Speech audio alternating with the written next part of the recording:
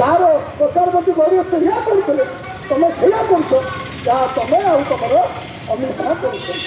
ତେଣୁ ଆମେ ଲୋକଙ୍କୁ କହୁଛୁ ଆଇନ ପାସ୍ ହେଇଗଲା, କୃଷି ଆଇନ ପାସ୍ ହେଲା, କାର୍ଯ୍ୟକାରୀ ହେଇପାରିବ, ଲୋକ ଶୀତ ବିଚାର କରୁଛନ୍ତି। ଏବେ ଶ୍ରମିକମାନଙ୍କ ଉପରେ ଆକ୍ରମଣ କଲ, ଶ୍ରମିକମାନେ କିଏ ଜାଣିବାର ଅଛି?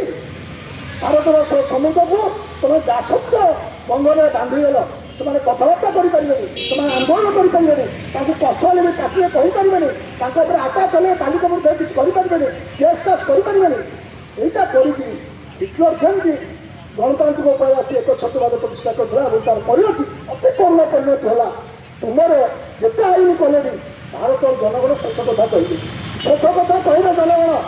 140 କୋଟି ଲୋକ ଏମାନେ ସ୍ୱାଧୀନତା ଆଣିଥିଲେ, ସେମାନେ 40 କୋଟି ଥିଲେ। ଆଉ ଏଇମାନେ ତମେ ସ୍ୱାଧୀନତା ଆନ୍ଦୋଳନ ବିରୋଧ କରୁଥିଲ, ଇଂରେଜକୁ ସମର୍ଥନ କରୁଥିଲ। ତମେ ସର୍ବନାଶ କରୁଛ, ଦେଶର ଲୋକଙ୍କ ସର୍ବନାଶ କରୁଛ।